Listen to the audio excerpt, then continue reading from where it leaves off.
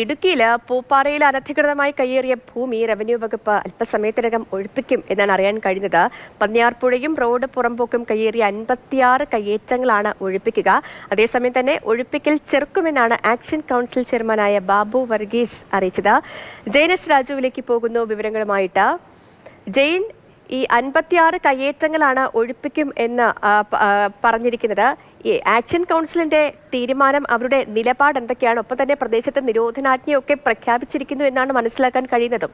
സംഘർഷ സാഹചര്യം എന്തെങ്കിലും ഉണ്ടോ?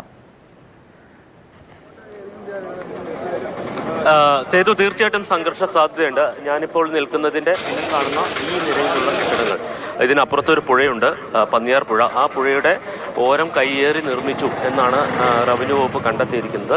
ഇതുമായി ബന്ധപ്പെട്ട് ഹൈക്കോടതിയിൽ കേസുണ്ടായിരുന്നു. ആ കേസ് ഒരു ഉത്തരവായി ഇപ്പോൾ പുറത്ത് എത്തിയിട്ടുണ്ട്. ഇവിടെ 56 കയ്യേറ്റങ്ങൾ കണ്ടെത്തിയിട്ടുണ്ട്. ആ 56 കയ്യേറ്റങ്ങളും 6 ആഴ്ചയ്ക്കകം ഒഴിപ്പിക്കണം എന്നുള്ളതാണ് ഹൈക്കോടതിയുടെ നിർദ്ദേശം. 17-ാം തീയതി ഇതുമായി ബന്ധപ്പെട്ട ഉത്തരവ് വന്നിരുന്നു.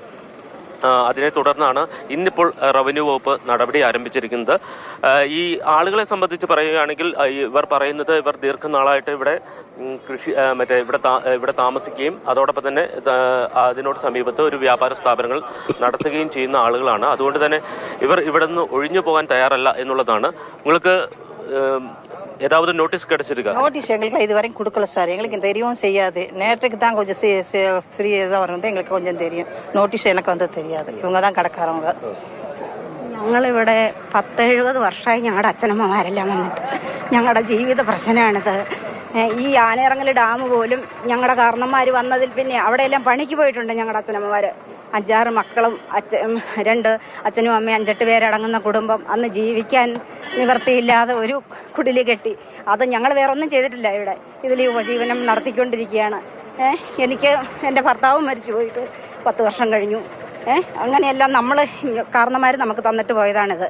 നമ്മൾ ഇന്നലെയല്ല ഇവിടെ വന്നതും. കുടിയേറി എന്ന് പറഞ്ഞാൽ ഇത് കയ്യേറ്റമല്ല. ഞങ്ങൾ ഉപജീവനത്തിന് കുടിയേറിയ ആളുകളാണ്. ഇപ്പം ഇത് സഹിക്കാൻ പറ്റുന്ന കാര്യമല്ല. ഞങ്ങൾക്ക് എങ്ങനെയെങ്കിലും ഒരു നല്ല നടപടി എല്ലാവർക്കും ഉണ്ടാവണം എന്നാണ്. ആദ്യത്തെ പൂപ്പാറയാണ് ഈ ലൈൻ. ഈ കുറച്ച് കടകളേ ഉള്ളൂ ഇവിടെ. ഈ സൈഡാണ് ആദ്യത്തെ ഫസ്റ്റ്.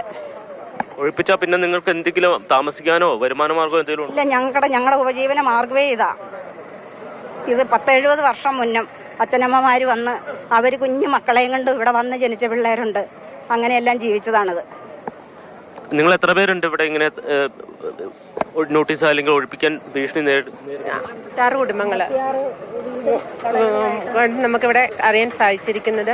പക്ഷെ നമ്മളെ മാത്രം ഇങ്ങനെ ടാർഗറ്റ് ചെയ്തതെന്നോ മോശമാണ്. നമ്മുടെ ഈ ഓരോരുത്തരുടെയും ജീവിതമാർഗത്തിന്, ഇപ്പം ചേച്ചി പറഞ്ഞ പോലെ ഓരോരുത്തരുടെയും ജീവിതമാർഗത്തിന് നമ്മൾ വന്ന് നിൽക്കുന്നതാണ്. ഒരു ദിവസം നമ്മുടെ കട തുറന്നില്ലെങ്കിൽ നമുക്ക് വേറെ ഉപജീവന മാർഗം ഇല്ല. നിങ്ങളൊക്കെ എവിടെയാണ് താമസിക്കുന്നത്? ഇതിന് സമീപത്ത് തന്നെയാണ്? ഞാൻ അടുത്ത് തന്നെയാണ് താമസിക്കുന്നത്. കുടുംബമായിട്ട് താമസിക്കുന്ന ആളുകൾ എല്ലാവരും കുടുംബക്കാരാ. വേറെ ഞങ്ങൾക്ക് വേറെ മാർഗങ്ങളില്ല. ഞങ്ങൾ ഇവിടെ ഈ കട നടത്തുന്നതുകൊണ്ട് ജീവിച്ചു പോകുന്നു. ഒഴിപ്പിക്കാൻ വന്നാൽ എന്താ ചെയ്യാന്ന് ചോദിച്ചാൽ ഇവര് പറഞ്ഞ പോലെ തന്നെ ഞങ്ങൾക്ക് വേറെ ജീവിക്കാൻ മാർഗമില്ല. ഈ ഒരൊറ്റ കട കൊണ്ടാണ് ഞങ്ങൾ എല്ലാവരും കഴിയുന്നത്. കുടുംബവും കൊച്ചുമക്കളും ഒക്കെ ആയിട്ട് കഴിയുന്നത്. സേതു, ഇവിടെയുള്ള ആളുകൾ പറയുന്നത് അവർ വർഷങ്ങളായിട്ട് അവരുടെ പൂർവികരായിട്ടുള്ള ആളുകൾ കൈവശം വെച്ചിരുന്ന സ്ഥലമാണ്. അത് പിന്നീട് കൈമാറി കിട്ടിയ സ്ഥലമാണ്. അവിടെ ചെറിയ വ്യാപാര സ്ഥാപനങ്ങൾ, ഇപ്പോൾ ഈ കാണുന്നത് പോലെ ചെറിയ തുണിക്കടകളും അതോടൊപ്പം തന്നെ ലോട്ടറി വിൽപ്പനയും ചായക്കടയും പലചരക്ക് കടയൊക്കെയാണ് ഈ സമീപത്തായിട്ട് ആളുകൾ നടത്തുന്നത്. എന്തായാലും ഹൈക്കോടതിയുടെ ഉത്തരവുണ്ട്. കാര്യങ്ങളൊക്കെ കുറച്ച് സങ്കീർണമാണ്. കാരണം പ്രതിഷേധിക്കാൻ തന്നെ ആണ് ഇവരുടെയൊക്കെ തീരുമാനമെന്നും അവരുടെ പ്രതികരണങ്ങളിൽ നിന്ന് നമുക്ക് മനസ്സിലാകുന്നു. എന്താണെങ്കിലും നമുക്ക് പ്രദേശത്ത് നിന്നുള്ള ഒരു പ്രതികരണം കേൾക്കാം വിഷയവുമായി ബന്ധപ്പെട്ടുള്ള. ഇതൊരു കയ്യേറ്റമൊന്നുമല്ല. ഇത് ഈ പുഴയല്ലത്. ഇത് ശരിക്കും ഒരു തോടാണ്. ആ തോടിൻ്റെ കര 60-65 വർഷം ഞങ്ങളുടെ 2 ആളുകളുടെ പൂർവികർ താമസിച്ചിരുന്ന സ്ഥലമാണിത്. ഇവിടെ നിരവധിയായ ആളുകൾ ചെറിയ വ്യാപാര സ്ഥാപനങ്ങൾ നടത്തി പോന്നിരുന്ന ആ വ്യാപാര സ്ഥാപനങ്ങൾ ടൗൺ പുരോഗതി